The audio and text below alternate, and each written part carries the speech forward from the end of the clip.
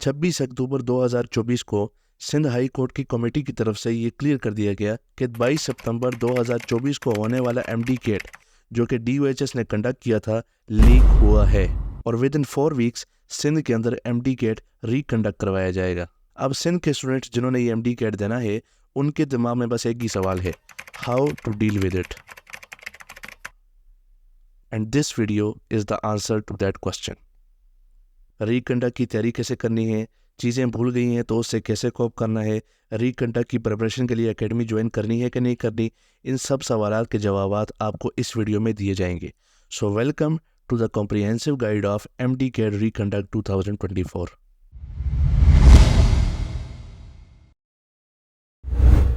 MD CAT के reconduction के लिए जिन कंडक्टिंग बॉडीज़ के नाम निकल कर सामने आ रहे हैं वो दो हैं, एक IBA यानी institute of business administration Karachi और दूसरा PMTC इटसेल्फ। अगर IBA को रिकंडक्शन के लिए चुना जाता है तो आप सोचेंगे कि चूंकि ये एक बिल्कुल ही डिफरेंट कंडक्टिंग बॉडी है तो एग्जाम पैटर्न भी बिल्कुल ही डिफरेंट होगा, तो ऐसा बिल्कुल भी नहीं है। जैसा कि मैंने कहा कि IBA सिर्फ एक कंडक्टिंग बॉडी है, ये सिर्फ एक बिजनेस इंस्टीट्यूट है जिसका मेडिकल के साथ कोई ताल्लुक नहीं है, इसके पास यानी करंटली कोई इख्तियार नहीं है कि ये एग्जाम पैटर्न को चेंज कर सके। तो एग्जाम पैटर्न सेम ही रहने वाला है चाहे IBA टेस्ट कंडक्ट करे या PMDC। क्वेश्चन बैंक की बात करें तो अगर IBA टेस्ट कंडक्ट करवाता है तो उसको अपना क्वेश्चन बैंक बनाने के लिए जाहिर सी बात है बहुत ज़्यादा टाइम रिक्वायर्ड होगा जो कि अभी है नहीं, तो IBA को क्वेश्चन बैंक PMDC की तरफ से प्रोवाइड किया जाएगा या फिर इन सेकंड केस BMDC अपने बैंक को यूज करके खुद ही टेस्ट कंडक्ट करवाएगा। सिलेबस की बात करें तो सिलेबस भी बिल्कुल सेम होने वाला है जो कि 2024 के फर्स्ट एमडी गेट के लिए PMDC ने प्रोवाइड किया था।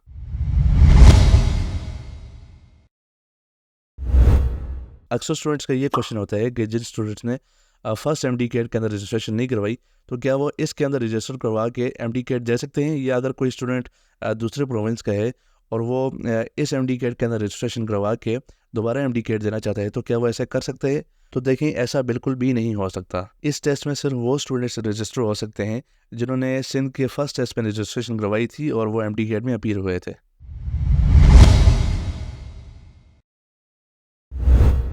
अब आते हैं सबसे बड़े क्वेश्चन पे कि रिकंडक्ट की प्रिपरेशन कैसे करें। देखिए स्टूडेंट्स, आपने ऑलरेडी ना एमडी कैट की तैयारी की हुई है, आपने जस्ट उन सब चीज़ों को दोबारा से अपने जहन में बिठाना है और अपने आप को इस चीज़ के लिए मेंटली प्रिपेयर करना है।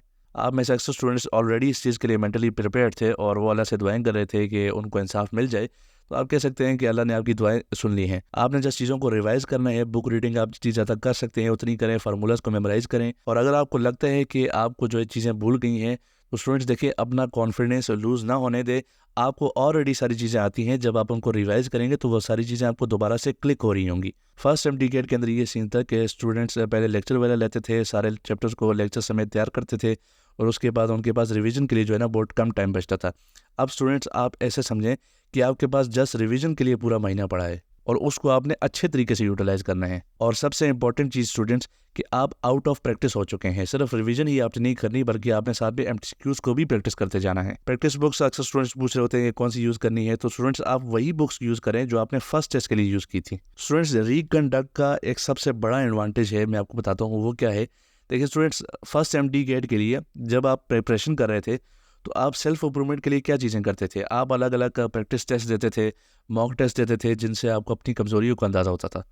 स्टूडेंट्स, अब तो आप एमडी कैट का टेस्ट गुजार चुके हैं तो उससे बड़ी प्रैक्टिस आपके लिए क्या हो सकती है? आप ये एक्सपीरियंस कर चुके हैं कि टेस्ट के अंदर आपके क्या हालात थे, आपको पता है कि आपके टेस्ट में आपकी क्या गलतियाँ थी, आपको कोई कंसेप्ट भूल गया था या आप अपनी नर्स पे कंट्रोल नहीं रख सके, तो ये सारी कमियाँ आपको पता हैं। तो इस सेकंड अपॉर्चुनिटी को यूज़ करें और अपनी मिस्टेक्स को रेक्टिफाई करें।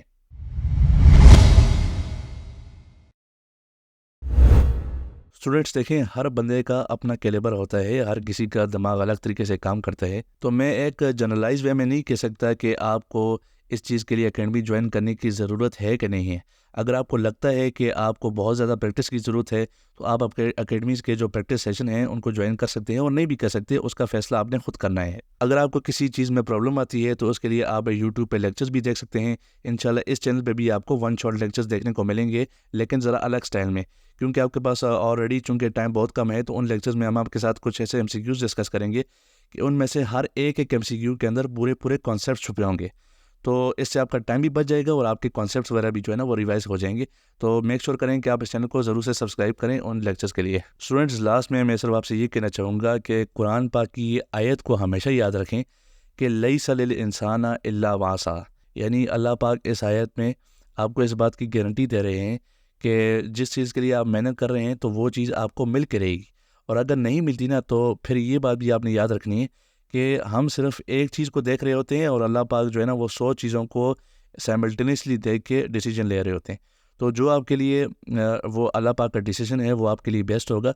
तो स्टूडेंट्स, पढ़ाई करते रहें। All the very best.